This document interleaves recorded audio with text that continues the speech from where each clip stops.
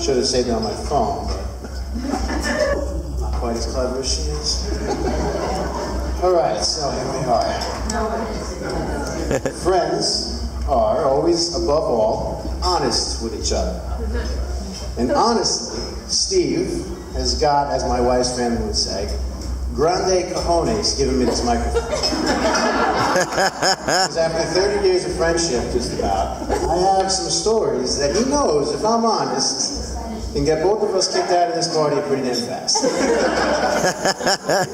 I mean, I can talk about that time when we were 19, and you leaned out the car window to pass our phone numbers to some random girls. I remember this because I was holding on to his belt loops with this hand and driving the car about 80 miles an hour with this hand, making sure he didn't fall out. I could talk about the time I used a dead vine to swing over a 50-foot gorge with no safety net. Or yeah, I could talk about when we got older, all of our short trips to McArlington, drinking until we felt good, with a capital good. Or the 7 bitches with guns. How about all those years when you didn't drink, and you insisted that you could just step it up, and we all just had to shut it up? Or how about 1, 2, 3 show? Or our first trip to Stilettos when you had to leave early? Or the Raising Fortune the Domino's guy? Or the awful contents of the Stockton Stew in D.C.? How much you really liked your own bed? Pillow. Or the times you accidentally exposed yourself to Gal's poor parents? The horrendous things that we did to the face breaker's toothbrush and his hat. Or that time you coined the term swinger etiquette. Or the time you met Paris Hilton in Vegas. Actually, how many are we going to go there? I don't want to talk about the stories from Vegas because I believe those stories are meant to stay there. No, I don't want to talk about any of these things. Wedding reception is a family affair. Me, the rest of the fellows here, and all of your guests gathered here to celebrate the union between you and your lovely wife, Courtney. We're here to offer our blessings for your future and all it holds for you both and your future family. But first, the parents, Steve and Wendy, who've raised such a wonderful young woman. And I'm very happy that Steve has found such a great second family. And Margaret, Joe, you've done a great job raising this boy into a man. I'm sure today you're all feeling very proud of your babies up here, acting all grown up, getting married. Please know I love your daughter, and I love your son, and forgive me for anything else I might say in this. Courtney, I have to say, you look absolutely stunning tonight. Knowing you as long as I have, I'm overjoyed that my friend has found a partner whose physical beauty is only matched by her inner beauty. You are truly a beautiful person, and for that I'm thankful. In the 7 years we've known each other, you've become not only my best friend's girlfriend, fiance, wife, I consider myself lucky to call you my friend as well. And as I said, since friends can always be honest with each other, you're crazy. You're crazy in how you clean other people's houses when you go to a party. You're crazy in how competitive you get over a game of Monopoly or any other games. You're crazy in how you drive 3 hours in one day just to make pie with your family. You're crazy in how you attempt and fail at winking. You're crazy in the way that you look at this guy next to you and you accept all of his craziness. And in fact, we're all a little nuts for being here. If I'm telling the truth, I can say we're all a little bit crazy for dealing with him. Steve always speaks from the heart. But you could also say that brutal honesty has a time and place, and Steve's timing, frankly, sucks. He sometimes tells you things you don't want to hear. I can tell you that he's laugh out loud funny, which is true, he's hysterical. But you could also say sometimes it's taken out of context, it's taken the wrong way, sometimes not as well received as it should be. I could tell you that he's one of the most loyal and devoted people I know, which is also true. The flip side of that is the loyalty. The flip side of that loyalty is that he demands the same level of devotion from the lucky few who deserve his.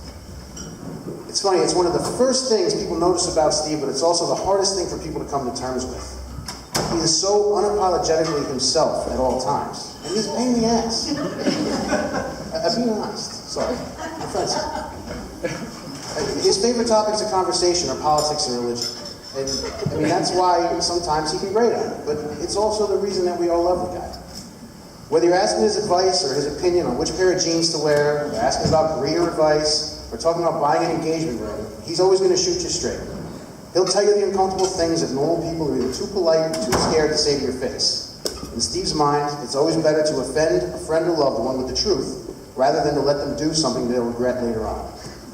I know I can speak for everybody at table 2 and probably a good amount of you on wherever table you're at here. We've all gotten into it with Steve before over something. Something big, something small, it doesn't matter. We've all had disagreements, arguments, and sometimes full-on fights because Steve couldn't hold his tongue or he weighed in with an unpopular or often unrequested opinion. I can see Courtney slowly nodding her head over here. She might know what I'm talking about. But I will tell you, since friends are always honest with each other, buddy, let me tell you why I'm here. Let me tell you why we're all here, at my table back there, and we're all here despite all those past disagreements. We're all here with you and with Courtney to celebrate your big day because you're the reason we're all still friends with each other. You're the reason that we all grew up, but we didn't grow apart. Each one of us owes it to you. You're the reason that all of our wedding parties are 90% identical. You're the reason that each one of us is going to invite the same 6 guys to every wedding, every christening, every communion, and every graduation for the next 30 years and beyond. We make the space in our lives for each other because we can't picture what our lives would be without one another. And that's because you always held us together and made sure we didn't forget who we are and where we came from. And now, just as we have with Takis, just as we have with Scott and with Joey, we're all going to be here to see you guys welcome children into the world. We'll all be here at table 5 or table 7, whatever's closest to the door. For every birthday, for every christening, for every graduation, and you know, God willing, your children's weddings. And friends are always honest, and if I'm being honest, bro, I want you to know the thing I'm really looking forward to is seeing you become the great father I know you'll be. You know who you are. You are who you are, unapologetically at all times. You became who you are through some hard knocks and some tough lessons. But despite all the things you missed and all the lessons you weren't taught and all the things you had to find at a young age, I know that you're going to show an amazing amount of love, devotion, and loyalty to your kids. You've done it for all of us these last 27 years, and we're just some bums who were lucky enough to meet you as kids. Now, with your beautiful wife, and God willing, soon enough your children, you'll show even more love and devotion than you ever have. And just as you've blessed my life and all of your friends' lives, you'll doubly bless your family as it grows beyond the 2 of you. We know where you came from, and we couldn't be prouder to see what a great man you've become. You built all of us fat boys into a little family, and we couldn't be more grateful. I wish for nothing but blessings for you and for Courtney and your future family. Now, enough of that. Let's finish with a blessing and a drink. I've kept you guys waiting long enough.